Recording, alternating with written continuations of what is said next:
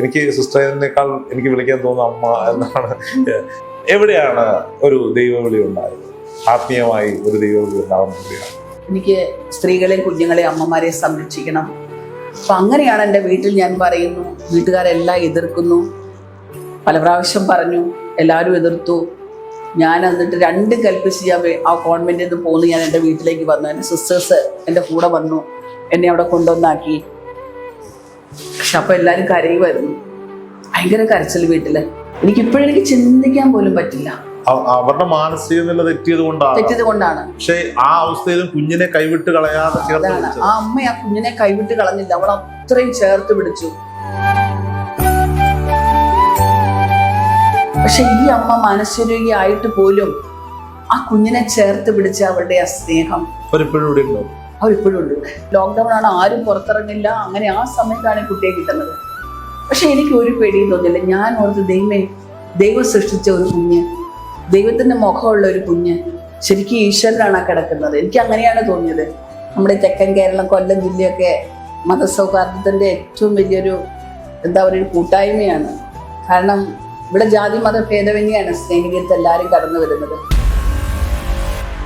നമ്മൾ ഇവിടെയൊക്കെ കടന്നു വരുമ്പോ അമ്മയുടെ മക്കളുടെ മുഖത്തെ സന്തോഷമൊക്കെ കാണുമ്പോ അമ്മ മനസ്സിൽ ഇങ്ങനെ ഒരു നീറ്റിൽ കൊണ്ട് നടക്കുന്നുണ്ട് എന്നുള്ളതാണ്. പക്ഷെ അത് ദൈവത്തെ കൂടെ പിടിക്കുന്ന ഒരുപാട് സുമനസ്സുകളായിട്ടുള്ള ആളുകൾ സഹായിക്കുന്നുണ്ട്, അല്ലെങ്കിൽ സഹായിക്കും. എല്ലാ പ്രശ്നങ്ങളും തരണം ചെയ്ത് ഈ സ്ഥാപനം മുന്നോട്ട് വരിക തന്നെ ചെയ്യും. അത് കാലഘട്ടത്തിന്റെ അനിവാര്യതയാണ്. ഞാൻ ഇപ്പോൾ ഓർക്കുന്നത്, ഒരിക്കൽ സ്നേഹതീരത്തിൽ ഒരു കുഞ്ഞിനെ ഉപേക്ഷിക്കപ്പെട്ടു എന്നൊരു വാർത്ത ഞാനും അന്ന് അമ്മയെ വിളിച്ചിരുന്നു. എന്നെ ഒരുപാട് പേര് വിളിച്ചു ചോദിച്ചു, ആ കുഞ്ഞിനെ എനിക്ക് തരുമോ? ഒരു കുഞ്ഞില്ലാത്ത വേദന എന്ന് മാത്രമാണെന്ന് നമുക്ക് അതിലെ കമന്റ് ബോക്സ് വായിക്കുമ്പോൾ അറിയാൻ പറ്റും. അപ്പം അന്ന് എന്നോട് ഒരാൾ വിളിച്ചു, ഒന്ന് ചോദിക്കുമോ സിസ്റ്ററോട്? ഞാൻ ഇല്ല, നടക്കില്ല, അത് ഗവൺമെന്റിന്റെ കാര്യങ്ങളാണ്, അതിന് ഒരുപാട് പ്രൊസീജിയേഴ്സ് ഉണ്ട്. എങ്കിലും നിങ്ങൾക്ക് വേണ്ടി ഞാൻ വിളിച്ചു നോക്കി. ഞാനന്ന് സിസ്റ്ററെ വിളിച്ചിരുന്നു, ഇങ്ങനെ ഒരാൾ വിളിക്കുന്നുണ്ട്, സിസ്റ്ററിനോട് ഇതിന്റെ കാര്യങ്ങൾ അറിയാമല്ലോ എന്ന്. അപ്പോ ഒരു കുട്ടി വേണമെന്ന ആഗ്രഹത്തോടെ ഒരുപാട് പേര് പൂജയും വഴിപാടും ട്രീറ്റ്മെന്റും നാട് മുഴുവൻ ഇപ്പോൾ ഇത്തരത്തിലുള്ള ചികിത്സാലയങ്ങൾ തുറന്നു വെച്ചിരിക്കുകയാണ്. പക്ഷെ അവിടെയാണ് അനാഥാലയം എന്ന് വിളിക്കാൻ ഞാൻ ആഗ്രഹിക്കുന്നില്ല, സ്നേഹതീരത്തേക്ക് അല്ലെങ്കിൽ സ്നേഹതീരം പോലെയുള്ള സ്ഥാപനങ്ങളിലേക്കൊക്കെ ഇത്തരം കുട്ടികൾ കടന്നു വരുന്നു, അല്ലെങ്കിൽ അമ്മമാര് കടന്നു വരുന്നു, ഗർഭിണികളായ അവർക്ക് കൈത്താങ്ങാവുക എന്ന് പറയുന്നത് ഒരു വലിയ സിസ്റ്ററുടെ ഇത്രയും നാളത്തെ ജീവിതത്തിൽ മറക്കാനാകാത്ത ഒരു അനുഭവം പറയാമോ? അത് പറയാമോ എന്ന് ഞാൻ ചോദിക്കുന്നതിന്റെ കാര്യം, അത്തരത്തിൽ ആരും ഇനി സഹജീവികളോട് ചെയ്യരുത്. ഇത് കേട്ടിട്ടെങ്കിലും ഒരാളെങ്കിലും ചിന്തിച്ചാൽ അത് നന്നായിരിക്കും എന്നുള്ളത് ഏതെങ്കിലും ഒരു അനുഭവം, ഏതെങ്കിലും ഒരു ഭയങ്കര ടച്ചിങ് ആയ 2-3 അനുഭവം. ഇപ്പൊ കുഞ്ഞിന്റെ കാര്യം പറഞ്ഞല്ലോ, കോവിഡ് സമയത്താണ് ആ കുട്ടിയെ നമുക്ക് കിട്ടുന്നത്. അപ്പൊ ഞാൻ ആ കുട്ടി കിടക്കുന്നു എന്ന് കണ്ടപ്പോൾ ഞാൻ ഒന്നും നോക്കിയില്ല. ഞാനൊരു ഗ്ലൗസ് ഇട്ടില്ല, അന്നേരം ഒന്നും തോന്നിയില്ല. ഞാൻ കുഞ്ഞിനെ വാരിയെടുത്തു. അപ്പൊ എല്ലാവരും പറഞ്ഞു എടുക്കരുത്, കോവിഡാണ്, എന്തെങ്കിലും കുട്ടിക്ക് കോവിഡ് ഉണ്ടോന്ന് അറിയില്ല. ഞാൻ ഓർത്ത് ഞാൻ മരിക്കട്ടെ കോവിഡ് വന്നു. പക്ഷെ കുഞ്ഞ് തറയിൽ കിടക്കുകയാണ്. ആ പട്ടി എടുത്തുകൊണ്ട് പോവാ കുഞ്ഞിനെ, കാരണം പട്ടികൾ ധാരാളം നടക്കുന്ന സ്ഥലമാണ്. ഞാൻ ആ കുഞ്ഞിനെ എടുത്ത് മാറോട് ചേർത്ത് പിടിച്ചു. എന്നിട്ട് ഞാൻ അത് കഴിഞ്ഞതിന് ശേഷം എനിക്ക് അവർ ആരൊക്കെ ഗ്ലൗസൊക്കെ കൊണ്ടു തന്നു. ഞാൻ ഗ്ലൗസൊക്കെ ഇട്ട് പിന്നെ കുഞ്ഞിനെ ഞാൻ റെഡിയാക്കി ആ തുണിയെല്ലാം മാറ്റി കവർ ചെയ്ത്, വേറെ തുണി കവർ ചെയ്ത് ഞാൻ കുഞ്ഞിനെ എടുത്തു. പക്ഷെ അപ്പോഴൊക്കെ എനിക്ക് ഒരു പേടിയും തോന്നിയില്ല. അടുത്ത് നിന്നൊരു കോവിഡിന്റെ ഒന്നാം വരവില് ലോകം മുഴുവൻ ലോക്ക്ഡൌൺ ആയിരിക്കുന്ന സമയത്താ, ലോക്ക്ഡൌൺ ആണ്, ആരും പുറത്തിറങ്ങില്ല. അങ്ങനെ ആ സമയത്താണ് ഈ കുട്ടിയെ കിട്ടുന്നത്. പക്ഷെ എനിക്ക് ഒരു പേടിയും തോന്നിയില്ല. ഞാൻ ഓർത്ത് ദൈവം സൃഷ്ടിച്ച ഒരു കുഞ്ഞ്, ദൈവത്തിന്റെ മുഖമുള്ള ഒരു കുഞ്ഞ് ശരിക്കും ഈശ്വരനാണ് ആ കിടക്കുന്നത്. എനിക്ക് അങ്ങനെയാണ് തോന്നിയത്. ദൈവമാണ് ആ കിടക്കുന്നത് നമ്മുടെ മുൻപിൽ. അപ്പോൾ ദൈവം നമ്മുടെ അടുത്ത് വരുവാണെങ്കിൽ നമ്മൾ എന്ത് ചെയ്യും? എന്തൊരു വലിയ സ്വീകരണം ആയിരിക്കും കൊടുക്കുന്നത്. ഞാൻ ആ കുഞ്ഞിനെ വാരിയെടുത്തു. അതൊരു ഭയങ്കര ടച്ചിങ് ആയിരുന്നു. അപ്പോൾ പലരും എന്നെ പേടിപ്പിച്ച് പറഞ്ഞിട്ട് സിസ്റ്റർ എടുക്കരുത്, അങ്ങനെയാണ്. പിന്നെ എന്നെ തൊടാൻ എല്ലാവർക്കും പേടി, കൊച്ചിന് കോവിഡ് ഉണ്ടോന്ന് അറിയില്ല. പിന്നെ ആ കുട്ടിക്ക് കോവിഡ് ഇല്ല എന്നൊക്കെ സ്ഥിരീകരിച്ചു. എങ്കിൽ പോലും ഞാൻ പറഞ്ഞത് അതൊരു വലിയൊരു ടച്ചിങ് ആയ ഒരു കാര്യമായിരുന്നു. ആ സമയം ആയതുകൊണ്ടാണ് കേട്ടോ. രണ്ടാമത്തേത്, നമുക്കൊരു അമ്മയും കുഞ്ഞിനെയും ഇവിടെ കിട്ടി. പോലീസ് കൊണ്ടുവന്നാണ്, ചൈൽഡ് ലൈൻകാർ കൊണ്ടുവന്നാണ്. അപ്പം അന്ന് കുഞ്ഞിനെ കിട്ടിയപ്പോൾ, അമ്മയെ കിട്ടിയപ്പം നോർത്ത് ഇന്ത്യൻ ലേഡിയാണ്. കുഞ്ഞിനെ ഇങ്ങനെ തിരിച്ചു വെച്ച് ഇങ്ങനെ തിരിച്ച് കെട്ടിയിടും. ഒരു തൊട്ടിൽ ഇവിടെ കാണും, അവർ തെട്ടി കുഞ്ഞ് അതിനകത്തിരിക്കും. അമ്മ കടുത്ത മാനസിക രോഗിയാണ്. അപ്പൊ ഇവര് വന്നപ്പം തന്നെ ഭയങ്കര സ്മെല്ലുണ്ട്. പോലീസ് കൊണ്ടുവന്നപ്പം തന്നെ നല്ല സ്മെല്ലാണ്, ദുർഗന്ധം അവിടെ വമിക്കുന്നുണ്ട്. അപ്പൊ ഞാൻ ഈ കുഞ്ഞിനെ എടുക്കാൻ വേണ്ടി ചെന്നപ്പോഴേക്കും അവള് എന്നെ ഉപദ്രവിക്കാൻ വന്നു, ഈ അമ്മ. അപ്പൊ എനിക്ക് മനസ്സിലായി കുഞ്ഞിനെ നമുക്ക് മാറ്റാൻ പറ്റില്ല എന്ന്. അപ്പൊ അവള് തിരിഞ്ഞു നിന്ന സമയത്ത് ഞങ്ങളുടെ ഒരു സ്റ്റാഫ് പുറകിൽ നിന്ന് കത്രിക കൊണ്ട് ആ കെട്ടിന്റെ വള്ളി പൊട്ടിച്ചു, കെട്ടഴിഞ്ഞു. കുഞ്ഞിനെ ഞങ്ങൾ ഒരു തരത്തിൽ പിടിച്ചിങ്ങോട്ട് മാറ്റി. പുഴുക്കളായിരുന്നു ഇവിടെ നിറച്ച്. ആ അമ്മ ആ കുഞ്ഞിനെ ഇവിടെ വെച്ചിട്ട് ആ കുഞ്ഞ് അപ്പിയിടുന്നതും യൂറിൻ പാസ് ചെയ്യുന്നതും എല്ലാം അവിടെയാണ്. അവനെ ഒന്ന് വാഷ് ചെയ്യാറില്ല. അതുകൊണ്ടാണ് ഇത്രയും ദുർഗന്ധം ഉണ്ടായത്. ഒരിക്കലും മറക്കാൻ പറ്റാത്തൊരു സംഭവമാണ്. എനിക്ക് ചിന്തിക്കാൻ പോലും പറ്റില്ല. അവരുടെ മാനസിക നില തെറ്റിയത് കൊണ്ടാണ്. പക്ഷെ ആ അവസ്ഥയിലും കുഞ്ഞിനെ കൈവിട്ട് കളയാതെ ആ അമ്മ ആ കുഞ്ഞിനെ കൈവിട്ട് കളഞ്ഞില്ല. അവൾ അത്രയും ചേർത്ത് പിടിച്ചു. ആ കുഞ്ഞിനെ അവൾ കുളിപ്പിച്ചിട്ടില്ല, മാസങ്ങളായിട്ട് ആ കുഞ്ഞ് കുളിച്ചിട്ടില്ല. അപ്പിയിടുന്നതും ഒക്കെ അവിടെ തന്നെയുണ്ട്. ഒന്ന് ക്ലീൻ ചെയ്യാറില്ല, ഡ്രസ്സ് മാറ്റാറില്ല, അറിയില്ല. അതെന്നെ ഭയങ്കരമായിട്ട് എന്നെ ചിന്തിപ്പിച്ചു. ദൈവമേ, ഒരു അമ്മയുടെ സ്നേഹം. ഇന്ന് പല അമ്മമാരും കൊണ്ട് തൊട്ടിൽ കുപ്പയിൽ എറിയുന്നുണ്ട്, വെള്ളത്തിൽ മുക്കുന്നുണ്ട്, കിണറ്റിലിടുന്നുണ്ട്. പക്ഷെ ഈ അമ്മ മാനസികരോഗി ആയിട്ട് പോലും ആ കുഞ്ഞിനെ ചേർത്ത് പിടിച്ച അവളുടെ ആ സ്നേഹം അവരിപ്പോഴും ഉണ്ട്. ആ കുട്ടിയുണ്ട്. അപ്പൊ ഞാൻ പറഞ്ഞത് അത്രയും അറ്റാച്ച്ഡ് ആണ് ഈ അമ്മയും കുഞ്ഞും. പക്ഷെ അവളെ ഒന്ന് നല്ല നോർമൽ സ്റ്റേജിലേക്ക് കൊണ്ടുവരാൻ ദൈവം അനുവദിച്ച ആ വലിയ കരുണ, ആ സ്നേഹം നോർമലായി. നോർമൽ വെച്ചാൽ മെഡിസിൻ്റെ കൺട്രോളിലാണ്. അങ്ങനെ അവരെ കംപ്ലീറ്റ് നോർമൽ ആവില്ലല്ലോ. മെഡിസിൻ്റെ കൺട്രോളിലാണ്. കുഞ്ഞ് സ്കൂളിൽ പോകുന്നു, മിടുക്കിയായിട്ട് ജീവിക്കുന്നു. പെൺകുട്ടിയാണ്. പക്ഷെ നമുക്ക് പബ്ലിക്കിനോട് പറയാൻ പേര്. അതെ ഞാൻ പറഞ്ഞത് ആ ഒരെണ്ണ 2 കാര്യമാണ് എനിക്കിവിടെ വന്നിട്ട് എന്നെ ടച്ച് ചെയ്ത. പിന്നെ പുഴുക്കളൊക്കെ അരിച്ച് ധാരാളം പേരെ നമുക്ക് കിട്ടിയിട്ടുണ്ട് പേഷ്യൻസിനെ. പുഴു, ചെവിക്കകത്ത് പുഴു, പാദങ്ങൾ പുഴു തിന്ന് കാല് മുഴുവൻ അറ്റുപോയ കാലുകൾ നിറയെ പുഴു. ഒരു പേഷ്യന്റിനെ ഒരു ദിവസം പോലീസ് കൊണ്ടുവന്നു. പറഞ്ഞ പോലീസ് വണ്ടി കയറിയപ്പോഴേ ദുർഗന്ധമായിരുന്നു. ഞാൻ വന്നു, ഞങ്ങൾ വരുമ്പോഴേ അവരുടെ നഖം വെട്ടും, മുടി മുഴുവൻ ജടയായിരിക്കും, മുടിയെല്ലാം ക്ലീൻ ചെയ്യും, വെട്ടും. നന്നായിട്ട് അവരെ തേച്ച് കുളിപ്പിക്കും. ചൂടുവെള്ളത്തിൽ ഡെറ്റോളൊക്കെ വെച്ച് സോപ്പൊക്കെ ഇട്ട് നന്നായിട്ട് കുളിപ്പിച്ച് വീൽചെയറിൽ കൊണ്ടുവന്ന് നിർത്തി. ഞാൻ ഡ്രസ്സ് ചെയ്യാൻ കാല് നോക്കിയപ്പോൾ നിറച്ച് പുഴുക്കൾ. ഞങ്ങൾ മരുന്നൊക്കെ ഒഴിച്ച് ആ പുഴുവിനെ കുറേ രാത്രി ഒരു 1 മണിയൊക്കെ ആയപ്പോഴേക്കും ഞങ്ങൾ പേഷ്യൻ്റെ കാലൊക്കെ കവർ ചെയ്ത് ഞങ്ങൾ പേഷ്യൻറ്റിനെ കൊണ്ട് കിടത്തി. ഞാൻ റൂമിലേക്ക് വന്നു. ഞാനും ഒന്ന് കുളിച്ച് വൃത്തിയായി. ഒരു മണിക്കൂർ 1.5 മണിക്കൂറായി കാണും. ഭയങ്കര കാറിച്ച ഡോർമെട്രിയിൽ നിന്ന് എല്ലാവരും കിടന്ന് കാറുക. എന്താ, നമ്മൾ ക്ലീൻ ചെയ്തപ്പോഴേക്കും ആ പുഴുക്കളെല്ലാം പുറത്തിറങ്ങി ഡോർമെട്രി കൂടെ പുഴുക്കൾ ഇങ്ങനെ ഓടുകയാണ്. മറ്റുള്ളവരുടെ ബെഡിൽ ഈ പുഴുക്കൾ കയറാൻ തുടങ്ങി. അപ്പൊ നമ്മളെടുത്ത പുഴുക്കളല്ല, അതിനേക്കാളും 10 മടങ്ങ് പുഴുക്കൾ ആ കാലിനകത്തിരിക്കുകയാണ്. അപ്പൊ ആ പുഴുക്കൾ പുറത്ത് ചാടാൻ തുടങ്ങി. അതൊരു ഭയങ്കര സംഭവമായിരുന്നു, മറക്കാൻ പറ്റാത്തൊരു സംഭവമാണ്. എങ്ങനെയായിരിക്കും ആ വേദന സഹിച്ചിട്ടുണ്ടാവുക? പക്ഷെ അന്നേരം അവർക്ക് ആ വേദനയില്ലായിരുന്നു. ആ പുഴുവെല്ലാം കൂടെ കടിച്ച് അവർക്ക് വേദനയില്ലായിരുന്നു. ദുർഗന്ധമായിരുന്നു, ഭയങ്കര ദുർഗന്ധമായിരുന്നു. പക്ഷെ പിന്നെ ആ പുഴുക്കളെ എല്ലാം പെറുക്കി അമ്മ പ്രായമായി മരിച്ചു കഴിഞ്ഞ വർഷം. നല്ല മിടുക്കിയായി സുന്ദരിയായിട്ട്. ഇവർക്കൊക്കെ ജന്മം കൊടുത്ത അല്ലെങ്കിൽ ഇവർ ജന്മം കൊടുത്തവരൊക്കെ ഉണ്ടാവും. കഴിഞ്ഞ വർഷം ഞാൻ വളരെ അപചാരിതമായിട്ടാണ് വീണ്ടും ഞാൻ സ്നേഹതീരത്തേക്ക് വന്നത്. ശ്രീകണ്ഠൻ നായരുടെ മാധ്യമ ജീവിതത്തിന്റെ 40ാം വാർഷികം ആ പരിപാടി പങ്കെടുക്കാനാണ് ഞാൻ എറണാകുളത്ത് വന്നത്. അപ്പോൾ സ്നേഹതീരത്തെ പ്രോഗ്രാമിൽ ഇവിടെ പ്രിയപ്പെട്ട ഐറ്റേറിനോടൊപ്പമാണ് ഞാനിവിടെ വരുന്നത്. അപ്പോഴാണ് സിസ്റ്ററെ കണ്ടപ്പോൾ ഞാൻ വീണ്ടും സിസ്റ്ററോടൊപ്പം ഇരിക്കണമെന്ന് വാഹിദിനോട് പറയുകയും അങ്ങനെ ഇന്ന് രാവിലെ വന്ന് വരികയും ചെയ്തു. ഇവിടുന്ന് പ്രോഗ്രാം കഴിഞ്ഞിട്ട് അദ്ദേഹം കുന്നിക്കോടുന്ന് പ്രോഗ്രാം കഴിഞ്ഞ് മേലില സ്വന്തം നാട്ടിലെ ജന്മനാട്ടിലെ സ്വീകരണത്തിന് വന്നപ്പോൾ ശ്രീകണ്ഠൻ നായർ എന്ന് പറയുന്ന മാധ്യമ അധികായൻ എന്ന് ഞാൻ പറയും. ഞാനൊക്കെ ദൂരെ നിന്ന് നോക്കിക്കാണുന്ന ഞങ്ങളുടെയൊക്കെ ഇൻസ്പിറേഷനാണ്. അദ്ദേഹം വൈകാരികമായി സംസാരിച്ചത് സ്നേഹതീരത്ത് കണ്ട കാഴ്ചകളെ പറ്റിയാണ്. അത് ഇവിടെ അമ്മ സിസ്റ്റർ കൊടുക്കുന്ന സൗകര്യങ്ങളെ കുറിച്ചല്ല, അതിനുമപ്പുറത്തേക്ക് ഇവിടെ ഒരു അന്തേവാസിയെ പരിചയപ്പെട്ടതും ഏതോ ഒരു വലിയ പ്രമുഖന്റെ സഹോദരിയോ മകളോ ആണ്. അവനിനി അദ്ദേഹം പറഞ്ഞ വാചകം ഇങ്ങനെയാണ്, ഒരു മാധ്യമത്തിൽ ലൈവ് പോകുന്ന പ്രോഗ്രാം, അയാളിനി എത്ര വലിയ പ്രമുഖനാണെന്ന് പറഞ്ഞാലും മകളെ വഴിയിൽ ഉപേക്ഷിച്ചിട്ട് എന്താണ് കാര്യം, വൈകാരികമായി അദ്ദേഹം സംസാരിക്കുന്നത് കുറ്റം പറയുന്നില്ല, ചിലപ്പോൾ പല സാഹചര്യങ്ങളിലായി.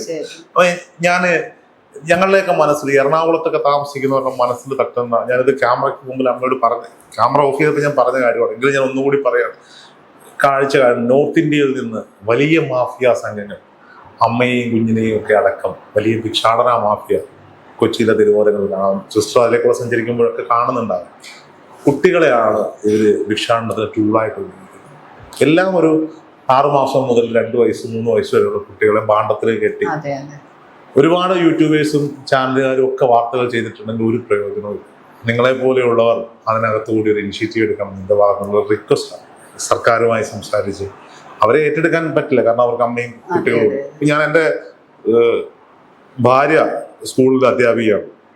അവിടെ കൂടുതലും ഈ പ്രൈവറ്റ് അതിഥി തൊഴിലാളികളുടെ മക്കളാണ് ആ സ്കൂളിൽ പഠിക്കുന്നത്. ഞാൻ അവളോട് പറഞ്ഞു, നമുക്ക് പോയിട്ട് ഇവരെയൊക്കെ സ്കൂളിൽ ചേർക്കാൻ ഒരു ക്യാമ്പയിൻ ചെയ്താലോ സ്കൂളിൻ്റെ ഭാഗത്ത്. അപ്പോൾ പറഞ്ഞ്, ചേട്ടാ അവർക്ക് ആർക്കും ആധാർ കാർഡൊന്നുമില്ല, ആധാർ കാർഡ് ഇല്ലാതെ സ്കൂളിൽ ചേർക്കില്ല. മാത്രമല്ല അവർ ചേർക്കില്ല, കാരണം ഇവർക്ക് ഭിക്ഷാടനത്തിനുള്ള ടൂളാണ് ഈ കുട്ടികൾ. നമ്മുടെ ഇന്ത്യ എത്ര സമൃദ്ധമാണെന്ന് പറഞ്ഞാൽ, നമ്മൾ 100% സാക്ഷരത നേടിയ സംസ്ഥാനമാണെന്ന് പറഞ്ഞാലും ഇതൊരു നമ്മുടെ സംസ്ഥാനത്തിന്റെ മുഖച്ഛായ നശിപ്പിക്കുന്ന ഒരു കാഴ്ചയാണ്. സിസ്റ്റർ ശ്രദ്ധയിൽപ്പെട്ടിട്ടുണ്ടാവും. ഞാൻ രോഹിത് പറഞ്ഞതിന് രോഹിത് ചിന്തിക്കുന്നതിന് മുമ്പേ ഞാൻ ഈ കാര്യത്തെ കുറിച്ച് ചിന്തിച്ചിട്ടുണ്ടെന്ന് എനിക്ക് തോന്നുന്നത്. വർഷങ്ങൾക്ക് മുൻപേ ഞാൻ നോർത്തിലുണ്ടായിരുന്നതിനോടാ, നോർത്തിൽ 17 വർഷം ജോലി ചെയ്തിട്ടുണ്ട് നോർത്തില്. അപ്പോൾ എനിക്കത് അവിടെ കാണാത്ത ഒരു കാഴ്ചയാണ് ഇവിടെ കാണുന്നത്. അവിടെ ഉണ്ട്, ഇല്ലെന്നല്ല, പക്ഷെ എനിക്ക് തോന്നുന്നു ചില സമയത്ത് അവിടത്തെക്കാൾ കൂടുതൽ ആൾക്കാർ നിരത്തില് അവിടെ ആരോട് ചോദിക്കാനാ, അതാണ് ഇവിടെ ധാരാളം സ്ത്രീകള് കുഞ്ഞുങ്ങളെയും കൊണ്ട് പൊരി വെയിലത്ത് നടക്കുന്ന കാണുമ്പോൾ നമ്മളുടെ മനസ്സ് വേദനിക്കാറുണ്ട്. ഞാൻ ചില സമയത്ത് ഒരു അമ്മയെ വിളിച്ചിട്ട് ഞാൻ പറയാം, കുഞ്ഞിനെ ഇങ്ങത്താ, 6 മാസമുള്ള കുഞ്ഞാണ്, ഞാൻ വളർത്താം, നീ പോയി ഭിക്ഷ എടുത്തോ. ഇവിടുത്തെ എപ്പം കുഞ്ഞിനെ കാണണം തോന്നിയാൽ അവിടെ വന്നാൽ മതി, ഞാൻ കാണിക്കാം, പക്ഷെ കുഞ്ഞിനെ പക്ഷെ അവർ തരില്ല. കാരണം ഇതിന്റെ പിന്നിൽ വലിയൊരു മാഫിയ ഉണ്ടെന്ന് നമുക്ക് തന്നെ അറിയാം. ഈ കുഞ്ഞുങ്ങളെ വെച്ച് കച്ചവടം ചെയ്ത് അവർ പണം ഉണ്ടാക്കുന്നു. കാരണം ഈ കുഞ്ഞ് വളർന്നു കഴിയുമ്പോൾ അടുത്ത കുഞ്ഞ് അവർക്കുണ്ടാവും. രോഹിത് പറഞ്ഞതുപോലെ 14-15 വയസ്സുള്ള പെൺകുട്ടികളാണ് ഈ അമ്മമാര് കുഞ്ഞുങ്ങളാണ്. ഒരു വലിയൊരു വേദനയാണ്. ഞാനും ഇപ്പൊ പറഞ്ഞതുപോലെ ഞാനും ചിന്തിക്കുന്നു, നമുക്ക് എന്തെങ്കിലും ചെയ്യാം അതിനെതിരായിട്ട്. സിസ്റ്ററിനെ പോലുള്ളവര് മുഖ്യമന്ത്രിയുടെ ശ്രദ്ധയിലേക്ക് ഇതിനെ പെടുത്തിയാൽ അദ്ദേഹം എന്തായാലും ശ്രദ്ധിക്കാതിരിക്കില്ല എന്നുള്ളതാണ്. നമുക്ക് നോക്കാം, അതിനൊപ്പം എന്താണോ ചെയ്യാൻ. വെറുതെ പോയി വീഡിയോ ചെയ്തപ്പോ ചോദിക്കാം, രോഹിത് വീഡിയോ ചെയ്തു, ഞങ്ങളൊന്നും പോയി വീഡിയോ ചെയ്തിട്ടുള്ള ഒരു കാര്യമില്ല. ഞാനിങ്ങനെ മറ്റു മാധ്യമങ്ങളെ പ്രൊമോട്ട് ചെയ്യാം. TV9 എന്നാണ് തോന്നുന്നത്, ഒരു യൂട്യൂബിലാണ്. അതിലെ ആ മാധ്യമപ്രവർത്തനം ചെയ്യുന്ന ആക്ടിവിറ്റീസ് കണ്ടിട്ട് ആരാധനയോടെ ഞാൻ നോക്കിയിരുന്നിട്ടുണ്ട്. ഇവർക്ക് പിന്നാലെ കൂടി ഇവരുടെ ഓരോ ആക്ടിവിറ്റീസുമാണ്. പക്ഷെ അദ്ദേഹം നേരിടുന്ന സ്ഥലം പോലീസിന്റെ ഭാഗത്തുനിന്ന് പബ്ലിക്കിന്റെ ഭാഗത്തുനിന്ന് പോലെ അദ്ദേഹത്തിന് ഒരു സഹായം ലഭിക്കും. നമ്മളത് പറയുമ്പോൾ എല്ലാവരും പറയുന്നത് അവര് നോർത്ത് ഇന്ത്യക്കാരല്ലേ, ബംഗാളികളല്ലേ. പക്ഷെ ഇതെല്ലാം നമ്മുടെ രാജ്യമല്ല, അവരെല്ലാം മനുഷ്യരാണ് എന്ന് ചിന്തിച്ചാൽ, കാരണം ആ അമ്മമാർക്കൊന്നും അറിയില്ല അതിന്റെ ആ കുഞ്ഞിനെ ബാധിക്കുന്നത് എന്താണ്. ഞാൻ പലപ്പോഴും നമ്മുടെയൊക്കെ കുഞ്ഞുങ്ങൾക്ക് എപ്പോഴും തൊട്ടാലൊരു പനി, തലവേദന, ഈ കുഞ്ഞുങ്ങൾക്ക് ഒരു അസുഖം വരുന്നില്ല എന്നുള്ളതാണ്. എല്ലാവരും എപ്പോഴും ആ ബാധകമാണ്. എന്തായാലും അത് ചെയ്യാൻ സാധിക്കട്ടെ എന്ന് ഞാൻ തീർച്ചയായിട്ടും നമുക്ക് നോക്കാം. ഞാൻ വേറൊരു കാര്യം ചോദിച്ചു. എനിക്ക് സിസ്റ്ററിനേക്കാൾ എനിക്ക് വിളിക്കാൻ തോന്നുന്ന അമ്മ എന്നാണ്. ഞാൻ ഈ ഒരു സിസ്റ്റർ ആകാൻ തീരുമാനിക്കുന്നു, കുപ്പായം അണിയാൻ തീരുമാനിക്കുന്നു. പിന്നീട് കുറച്ചു കാലങ്ങൾക്ക് ശേഷം ഇത്തരത്തിലൊരു അനാഥാലയം എന്ന് വിളിക്കാൻ ഞാൻ ആഗ്രഹിക്കുന്നില്ല, സ്നേഹതീരം തുടങ്ങാൻ തീരുമാനിക്കുന്നു. എവിടെയാണ് ഒരു ദൈവവിളി ഉണ്ടായത്? ആത്മീയമായി ഒരു ദൈവവിളി ഉണ്ടാവുന്ന എവിടെയാണ്? ഞാനൊരു 7th സ്റ്റാൻഡേർഡ് തൊട്ട് ആഗ്രഹിക്കുന്ന ഒരു സിസ്റ്റർ ആകണമെന്ന്. പക്ഷെ അന്നും ആഗ്രഹിച്ചത് വെറുതെ ഒരു സിസ്റ്റർ ആകുക എന്നുള്ളതല്ല എൻ്റെ ലക്ഷ്യം.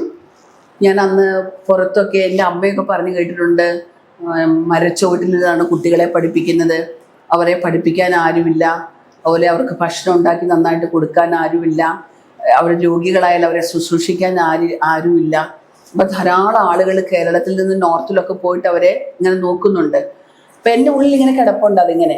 അപ്പം ഞാനും അന്ന് തൊട്ട് ആഗ്രഹിക്കും, ദൈവമേ എന്നെ ഒരു സിസ്റ്റർ ആക്കാമോ, എനിക്ക് ഇങ്ങനെ ആരും ഇല്ലാത്തവരെയൊക്കെ പോയി സംരക്ഷിക്കാൻ നോക്കാൻ. അപ്പം ഞാൻ ചെറുപ്പത്തിൽ നല്ലൊരു കലാകാരിയായിരുന്നു, നന്നായിട്ട് ഡാൻസ് ചെയ്യുമായിരുന്നു, നന്നായിട്ട് പാട്ട് പാടുമായിരുന്നു. ദൈവം കുറേ കഴിവുകൾ തന്നിട്ടുണ്ടായിരുന്നു.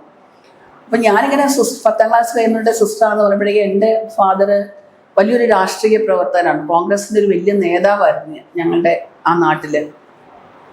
അപ്പം ചാച്ച പറയും, എൻ്റെ മോളെ നീ ചിന്തിക്കുകയും വേണ്ട ഒരു സിസ്റ്റർ ആകാന്നുള്ളത്, നിന്നെ കൊണ്ട് പറ്റില്ല, നീ ഒരു മഠത്തിനകത്ത് അടങ്ങി ഒതുങ്ങി നിൽക്കാൻ നിനക്ക് പറ്റത്തില്ല. ഞാൻ നന്നായിട്ട് ആക്ട് ചെയ്യുമായിരുന്നു, എൻ്റെ ഫാദർ നന്നായിട്ട് ആക്ട് ചെയ്യുമായിരുന്നു. അപ്പം ചാച്ചൻ പോകുമ്പോൾ എന്നെയും കൊണ്ടുപോകും നാടകത്തിൽ, കുറേ നാടകത്തിൽ ഞാൻ അഭിനയിച്ചിട്ടുണ്ട് ചാച്ചൻ്റെ കൂടെ തന്നെ. അപ്പം അന്ന് തൊട്ടേ ഉള്ള ഒരു ആഗ്രഹമാണ് എനിക്കൊരു സിസ്റ്റർ ആകണം എന്നുള്ളത്. ഞാൻ അതിനുവേണ്ടി തന്നെയാണ്, ഞാൻ തമിഴ്നാട്ടിലാണ് ഞാൻ സിസ്റ്റർ ആകാൻ ചേർന്നത്, ആദ്യമായിട്ട് ചേരുന്നത്. അപ്പം അന്ന് അവിടെ ചേർന്നതിൻ്റെ ഉദ്ദേശം തന്നെ ഇതാണ്. അവിടെയൊക്കെ ധാരാളം പാവങ്ങളാണ്, അവർക്ക് ഭക്ഷണം ഉണ്ടാക്കാൻ അറിയില്ല. അപ്പം ഞാൻ ചേർന്ന കോൺവെൻറ്റുകളിലെ പ്രായമുള്ള സിസ്റ്റേഴ്സിൻ്റെ കൂടെ രാത്രി ഞങ്ങൾ പോകും, റാന്തൽ വിളക്കുമായിട്ട് ഓരോ വീട്ടിൽ കയറി ഇറങ്ങും. ഏത് വർഷമാണ്? 78, 79ഒക്കെ. അപ്പോൾ ഓരോ വീട്ടിലും കയറി ഇറങ്ങും ഞങ്ങൾ. അവരെ ഭക്ഷണം ഉണ്ടാക്കാൻ പഠിപ്പിക്കും, നീറ്റ്നെസ് എങ്ങനെയാണെന്ന് അത് പഠിപ്പിക്കും, കുട്ടികളെ സ്കൂളിൽ വിടുന്ന കാര്യം പറയും, അവരെ കുളിക്കുന്ന കാര്യം, ഡ്രസ്സ് അലക്കുന്ന കാര്യം, ഇതൊക്കെ പറഞ്ഞു കൊടുത്ത് അവരെ രാത്രിയിലേ അവരെ കിട്ടുള്ളൂ. അപ്പം അങ്ങനെ എനിക്ക് ഭയങ്കര സന്തോഷമായിരുന്നു. കാരണം കുഞ്ഞുങ്ങളെ നമ്മൾ എടുക്കുന്നു, അവരെ കുളിപ്പിക്കുന്നു, അവരെ വൃത്തിയാക്കുന്നു, അങ്ങനെ കാണിച്ചു കൊടുക്കും ഒരു കൊച്ചിനെ എങ്ങനെയാണ് കുളിപ്പിക്കേണ്ടത്, എങ്ങനെയാണ് വൃത്തിയായിട്ട് സൂക്ഷിക്കേണ്ടത്. അപ്പം അങ്ങനെ ഒരു ട്രെയിനിങ് എനിക്ക് കൊടുക്കാൻ, ഞങ്ങൾക്ക് അങ്ങനെ ഒരു ട്രെയിനിങ് കൊടുക്കാൻ എനിക്ക് പറ്റിയിട്ടുണ്ട്. അപ്പം ഞാൻ വളരെ ഹാപ്പി ആയിരുന്നു. പക്ഷെ അതിന് കുറേ വർഷം കഴിഞ്ഞപ്പോൾ എനിക്ക് മനസ്സിലായി കുറച്ചുകൂടെ പുറത്തേക്ക് ഇറങ്ങണം, എനിക്ക് എൻ്റെ ദൈവവിളി ഇതല്ല, കർത്താവ് എന്നെ വേറൊരു വിളിയിൽ വിളിക്കുന്നുണ്ട്. പക്ഷെ പറയാൻ പേടിയാണ്. കാരണം ഞാൻ കോൺവെൻറ്റിൽ നിന്ന് ഞാൻ പോരുന്നത് 23 വർഷം കഴിഞ്ഞിട്ടാണ് കോൺവെൻറ്റിൽ നിന്ന് പോരുന്നത്. ഞാൻ ആദ്യം ചേർന്ന കോൺവെൻറ്റിൽ നിന്ന്. അപ്പോൾ വീട്ടുകാർക്ക് പേടിയാ, വിഷമം, ഞാൻ എങ്ങനെയാവും, എൻ്റെ സ്ഥിതി എന്താ, സ്വാഭാവികമാണത്. കോൺവെൻറ്റ് വിട്ട് ഞാൻ പോരുവാണ് ഇതിനു വേണ്ടി. അപ്പം എല്ലാവരും പിന്നെ മഠത്തിൽ നിന്ന് പോകുന്നു എന്നൊക്കെ പറയുമ്പോൾ ഒരു ചീത്തപ്പേര് പോലെയാണ്. അന്ന് കോൺവെൻറ്റിൽ നിന്ന് പോരുക എന്ന് പറയുന്നത് ആരെയും പ്രേമിക്കുന്നു, അവരെ കല്യാണം കഴിക്കുന്നു, അങ്ങനെയാണ് സാധാരണ. കോൺവെന്റിൽ നിന്ന് പോരുക എന്ന് പറയുകയാണ് ആരെയുമായിട്ട് ഇഷ്ടമായി കാണും, അവരുടെ കൂടെ പോയി ജീവിക്കാനാണ് എന്താണ് ചിന്തിക്കുന്നത്. പക്ഷെ എന്നെ സംബന്ധിച്ചിടത്തോളം അതല്ല എൻ്റെ ലക്ഷ്യം, അതല്ലായിരുന്നു. ഒരു കല്യാണം കഴിച്ച് ജീവിക്കാനോ അല്ലെ ഒരു കുടുംബിനി ആകാനോ അങ്ങനെയൊന്നും എനിക്ക് ഒരിക്കലും ഞാൻ ആഗ്രഹിച്ചിട്ടില്ല. കാരണം എനിക്കത് തോന്നിയിട്ടുമില്ല. ഞാൻ ചെയ്യുന്ന വലിയ കുടുംബത്തിൽ ഇത്രയും വലിയ കുടുംബം ഒരിടത്തും ഉണ്ടാവുമെന്ന് എനിക്ക് തോന്നുന്നില്ല. അത്രയും വലിയ കുടുംബത്തിലാണ് നമ്മൾ താമസിക്കുന്നത്. അപ്പം അങ്ങനെ ഒരു ചിന്ത എൻ്റെ ഉള്ളിൽ കയറി, എനിക്ക് സ്ത്രീകളെയും കുഞ്ഞുങ്ങളെയും അമ്മമാരെയും സംരക്ഷിക്കണം. അപ്പം അങ്ങനെയാണ് എൻ്റെ വീട്ടിൽ ഞാൻ പറയുന്നു, വീട്ടുകാരെല്ലാം എതിർക്കുന്നു, പല പ്രാവശ്യം പറഞ്ഞു, എല്ലാവരും എതിർത്തു. ഞാൻ എന്നിട്ട് 2 കൽപ്പിച്ച് ഞാൻ ആ കോൺവെൻറ്റിൽ നിന്ന് പോന്ന് ഞാൻ എൻ്റെ വീട്ടിലേക്ക് വന്നു. എൻ്റെ സിസ്റ്റേഴ്സ് എൻ്റെ കൂടെ വന്നു, എന്നെ അവിടെ കൊണ്ടുവന്നാക്കി. പക്ഷെ അപ്പോൾ എല്ലാവരും കരയുമായിരുന്നു, ഭയങ്കര കരച്ചിൽ. വീട്ടിൽ ഒരു മരണ വീട്ടിലേക്ക് വന്ന പ്രതീതിയായിരുന്നു വീട്ടിലെ. അപ്പം അതൊക്കെ കണ്ടപ്പോൾ എൻ്റെ മനസ്സും പെടഞ്ഞു. ദൈവമേ, ഇവരൊക്കെ ഇങ്ങനെ കരയുകയാണല്ലോ, ഞാൻ എന്താ ചെയ്യുക, എനിക്ക് ആരുമില്ല എൻ്റെ കൂടെ നിൽക്കാൻ, എങ്ങനെയാണ്. പക്ഷെ ആ സാഹചര്യങ്ങളൊക്കെ മാറി കേട്ടോ, മാറി. എൻ്റെ സഹോദരങ്ങളെല്ലാം എൻ്റെ കൂടെ നിന്നു. അങ്ങനെ നമ്മൾ പേഷ്യൻസിനെ എടുക്കാൻ തുടങ്ങി. ഒരു കൊച്ചുകൂടിലെ ഒരു വീട്, ഒരു മണ്ണ് ഇവിടെ ആദ്യം തുടങ്ങി, മണ്ണ് കൊണ്ടുണ്ടാക്കിയ ഒരു വീട്, അതാണ് ഞങ്ങൾക്കിവിടെ കിട്ടിയത്. അന്ന് അതേ ഉള്ളൂ. പിന്നെ ഒരു വീട് വാടകയ്ക്ക് എടുക്കുന്നു, അവിടെ താമസിക്കുന്നു, അവിടെ തുടങ്ങുന്നു.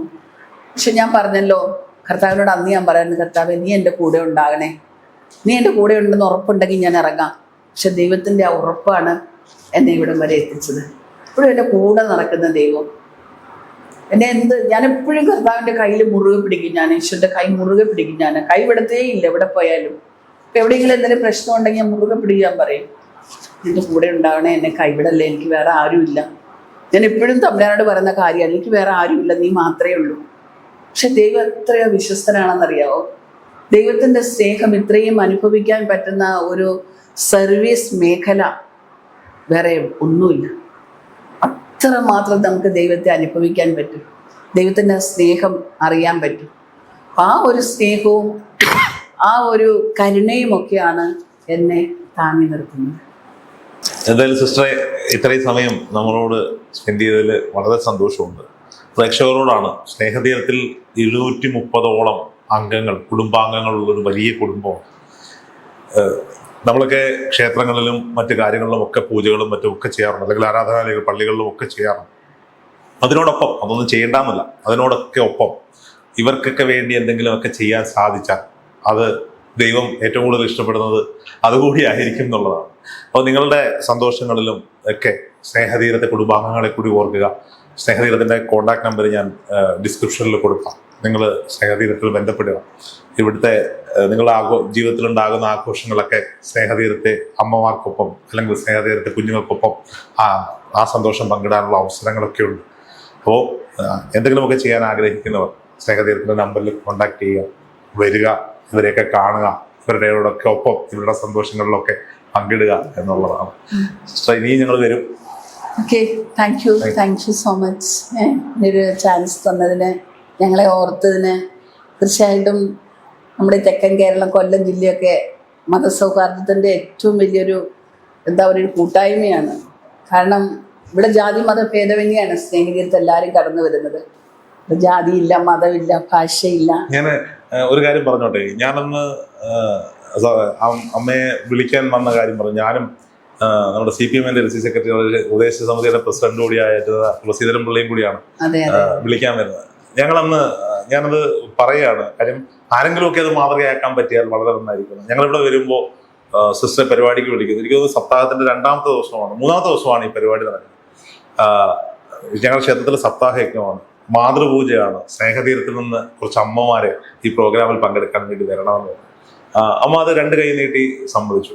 അപ്പോൾ പെട്ടെന്നാണ് ഞങ്ങളുടെ പ്രസിഡന്റ് തുളസീധരൻ പിള്ള പറയുന്നു, അങ്ങനെയാണെങ്കിൽ അവർക്കുള്ള ആഹാരവും മറ്റും ഞങ്ങൾ ചെയ്യാം എന്ന് പറയാൻ മാത്രമല്ല, അടുത്ത ദിവസങ്ങളിൽ ഉത്സവം വരെ ഉണ്ടായ 7 ദിവസത്തോളം സ്നേഹതീരത്തിലേക്കുള്ള ഉച്ചക്കലത്തെ ഭക്ഷണം ക്ഷേത്രത്തിൽ നിന്ന് എത്തിച്ചു. അത് രാഷ്ട്രീയ ഭേദമന്യേ ആ നാട്ടിലെ എല്ലാവരും അത് ഏറ്റെടുത്തു എന്നുള്ളതാണ്, അതിന് മുന്നിൽ നിന്നു എന്നുള്ളതാണ്. സ്നേഹതീരത്തിലേക്ക് മാത്രമല്ല, നമ്മളുടെ ഈ മേഖലയിൽ ഒരു 10-15 കിലോമീറ്റർ ചുറ്റളവിൽ ഏതൊക്കെ ഇത്തരത്തിൽ പ്രവർത്തിക്കുന്ന സ്ഥാപനങ്ങളുണ്ടോ അവിടേക്കൊക്കെ ആഹാരം എത്തിക്കാൻ സാധിച്ചു. ക്ഷേത്രങ്ങളിലും പള്ളികളിലും മസ്ജിദുകളിലും ഒക്കെ പരിപാടികൾ ചെയ്യുമ്പോൾ അന്നദാനമൊക്കെ ചെയ്യാറുണ്ട്. പക്ഷെ അവിടെയൊക്കെ ചെയ്യുമ്പോൾ അവരെക്കാളൊക്കെ അർഹരായവർ ഇത്തരം സ്ഥാപനങ്ങളിലുണ്ട് എന്നൊന്ന് ഓർക്കുന്നത് വളരെ നന്നായിരിക്കും എന്നുള്ളതാണ്. അന്ന് ഇത് പറയുമ്പോൾ ഒരു പേര് കൂടി പറഞ്ഞു പോകണം, മണികണ്ഠൻ പള്ളിക്കൽ സപ്താഹ യജ്ഞാചാര്യൻ. അവിടെ സപ്താഹം നടക്കുമ്പോൾ അദ്ദേഹം പറഞ്ഞത്, സാധാരണഗതിയിൽ എല്ലാ യജ്ഞവേദികളിലും ആ നാട്ടിലെ അമ്മമാരെയാണ് മാതൃപൂജകൾ പങ്കെടുപ്പിക്കുക. ഇത്തവണ അമ്മമാരുടെ അനുവാദത്തോടു കൂടി സ്നേഹതീരത്തെ അമ്മമാരെ മാത്രമാണ് അദ്ദേഹം ഇരിക്കുന്നത്. പക്ഷെ അന്ന് ആ അമ്മമാരുടെ കണ്ണിൽ തെളിഞ്ഞൊരു വെളിച്ചമുണ്ട്. അത് പിറ്റേ ദിവസം മണികണ്ഠൻ സാറിനോടൊപ്പം സ്നേഹതീരത്തേക്ക് കടന്നു വരാൻ ഒരു ഭാഗ്യം എനിക്കുണ്ടായി. ഇവിടുത്തെ അമ്മമാര് ഒരു സഹോദരനെ പോലെ അദ്ദേഹത്തെ ചേർത്ത് പിടിക്കുന്നത് കണ്ടു, മകനെ പോലെ. ഇത്തരം മതസൗഹാർദ്ദത്തിന്റെ നല്ല കാഴ്ചകൾ സംഭാവന ചെയ്യാൻ നിങ്ങൾക്കൊക്കെ അടുത്ത് നിന്ന് കാണാൻ സാധിച്ചതിൽ ഞാനും വളരെ സന്തോഷമുണ്ട്. എനിക്ക് എൻ്റെ സ്വന്തമായിട്ട് കേട്ടോ തോന്നുന്നത്, നല്ല നാട്. എനിക്ക് അങ്ങനെ ഒരു ഒറ്റപ്പെടലോ ഒന്നും എനിക്കിവിടെ ഉണ്ടായിട്ടില്ല. അല്ല, ഞാൻ അതിൽ ചില ആളുകൾ, ഇപ്പം ഒരു സിസ്റ്ററാണ്, ക്രിസ്ത്യൻ മിഷണറിയുടെ ആളാണ്, അപ്പം ചില പാർട്ടിക്കാരെയൊക്കെ ആളുകൾ മാറ്റി നിർത്തും. ഞാൻ പറയാൻ ആഗ്രഹിക്കുന്നത് എല്ലാവർക്കും അറിയാം. പക്ഷെ അവരായിരുന്നു അന്ന് ഏറ്റവും ആവേശത്തോടെ മുന്നിൽ നിന്നത് എന്നുള്ളതാണ് ഏറ്റവും വലിയ സന്തോഷം. ഇവിടെ വന്ന് കണ്ടു കഴിയുമ്പോൾ ആളുകൾക്ക് മനസ്സിലാവും. ഞാനിപ്പോൾ ഒരു സിസ്റ്റർ ആയതുകൊണ്ട് ഈ ഉടുപ്പൊക്കെ ഇട്ട് നിൽക്കുന്നതുകൊണ്ട് എല്ലാവരും പറയുന്നത് സഭയുടെ അല്ലേ, സഭയിൽ നിന്ന് ഇഷ്ടം പോലെ പണം കിട്ടും. കാരണം സഭയ്ക്ക് വേറെ ആക്ടിവിറ്റീസ് ഇഷ്ടം പോലെ ഉണ്ട്. സഭയിൽ ഞങ്ങൾക്ക് പണമൊന്നും കിട്ടാറില്ല. നിങ്ങളെപ്പോലെയുള്ള നല്ല ആളുകളെ എന്തിവിടെ കൊണ്ടു തരുന്നു. ചിലപ്പോൾ ഭക്ഷണമായിരിക്കും, ചിലപ്പോൾ ഒരു സോപ്പായിരിക്കും, ഒരു തോർത്തായിരിക്കും. അപ്പം എന്ത് കിട്ടിയാലും ഞാൻ പറയും തേങ്ങായോ, ഞാൻ പറയാറുണ്ട് വാഴ വെട്ടിയിട്ട് അതിൻ്റെ പിണ്ടി കൊണ്ട് തന്നാലും ഞങ്ങൾക്ക് ഒരു നേരം തോരൻ വയ്ക്കാൻ പറ്റും, ഒരു കറി അങ്ങ് മാറും. ഇവിടെ വന്നു കഴിഞ്ഞാൽ പിറന്നാളുകള്, വെഡിങ് ആനിവേഴ്സറികൾ, ഇങ്ങനെയൊക്കെയുള്ള കാര്യങ്ങൾക്ക് ഇവരോടൊപ്പം എനിക്കൊന്ന് ഏഷ്യാനെറ്റും അടക്കമുള്ള വലിയ ചാനലുകൾ അവരുടെ വലിയ റിയാലിറ്റി ഷോകളും ഒക്കെ ആയിട്ട് സ്നേഹതീരത്തിലേക്ക് കടന്നു വന്നിട്ടുണ്ട്. അതുപോലെ എനിക്ക് ഏറ്റവും ഇൻസ്പിറേഷൻ ആയ കാര്യമാണ് നമ്മുടെ പത്തനാപുരം MLA-യും ഗതാഗത വകുപ്പ് മന്ത്രിയുമായ KV ഗണേഷ് കുമാർ സാറ് സൂര്യ TV-യിലാണെന്ന് തോന്നുന്നു ഒരു പ്രോഗ്രാമിൽ പങ്കെടുത്ത് കിട്ടിയ മുഴുവൻ പണവും സ്നേഹതീരത്തിലേക്കാണ് സംഭവിച്ചത്. അങ്ങനെയുള്ള ഒരുപാട് പേർ സാറിന്റെ ഒക്കെ സപ്പോർട്ട്, ഒത്തിരി പേരുടെ സപ്പോർട്ട്, സാറൊക്കെ ഒത്തിരി നമ്മളെ സപ്പോർട്ട് ചെയ്യുന്നു, മനസ്സിൽ കൊണ്ട് നടക്കുന്നു സ്നേഹതീരം. എല്ലാ രാഷ്ട്രീയ പ്രവർത്തകരും. അപ്പൊ എന്തായാലും വളരെ നന്ദിയുണ്ട്. സ്നേഹതീരം ഒരുപാട് പേർക്ക് ആശ്രയമാവട്ടെ. ദൈവം അനുഗ്രഹിക്കട്ടെ കേട്ടോ.